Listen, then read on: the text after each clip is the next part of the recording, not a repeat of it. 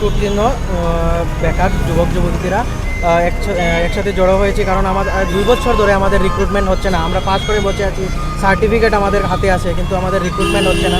হ্যাঁ, আমরা টিআরবিডিতে বারবার আসছি, কিন্তু কোনো জবাব পাচ্ছি না। কবে নাগাদ আমাদের মেরিট লিস্ট পাবলিশ হবে, কবে আমাদের আমরা অফার পাবো ঠিক জানি না। আমরা সবাই জানি যে ত্রিপুরাতে টিচারের অনেক ক্রাইসিস। হ্যাঁ, প্রায় 4,000-এর উপরে এলিমেন্টারি দপ্তরে ভ্যাকেন্সি আছে, তারপরেও আমাদের রিক্রুটমেন্ট হচ্ছে না। হ্যাঁ, প্রায় 370টা স্কুলের উপরেও এমন স্কুল আছে যাদের সিঙ্গেল টিচার, মানে একজন টিচার দিয়েই পুরো স্কুল চলছে।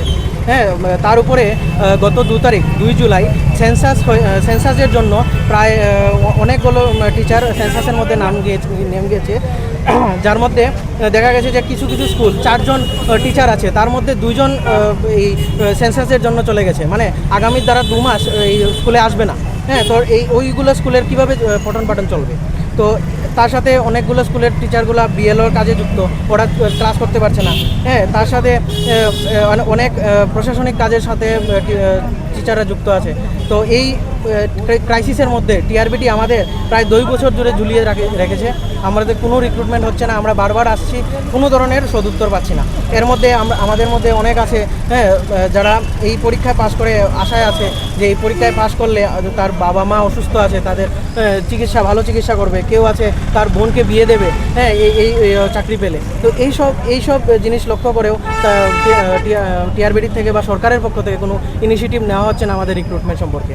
তাছাড়া আমরা দেখছি যে আমরা পরীক্ষা দিয়েছি 2025 সালের এপ্রিল মাসে, কিন্তু আমাদের প্রায় 8 মাস পরে জানুয়ারি মাসের দিকে পিজিটি পরীক্ষা হয়েছে, যেটা 11-12-এর।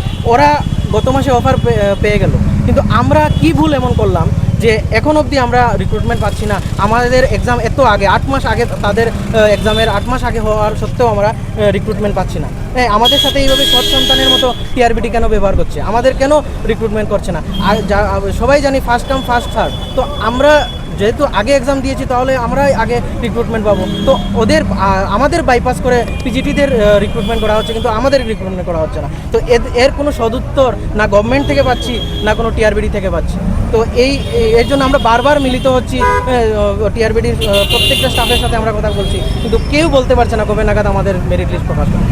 তো এই নিয়ে আমরা সবাই মিলে চেয়ারম্যান স্যার এবং সাথে সিএম স্যারকে সবাই করজোরে আমরা রিকোয়েস্ট করছি যে আমাদের প্লিজ মেরিট লিস্টটা প্রকাশ করুন এবং খুব তাড়াতাড়ি আমাদের অফার প্রদান করুন। কারণ এক তো টিচারের ক্রাইসিস আছে, তার সাথে আমাদের বেকারত্ব দিন দিন, আমরা প্রায় 2 বছর ধরে পুরো বেকার, আমাদের কোনো কর্মসংস্থান নেই। তো আমাদের কথাটা একটু ভাবুন আর আমাদের খুব তাড়াতাড়ি রিক্রুটমেন্টটা প্রদান করুন।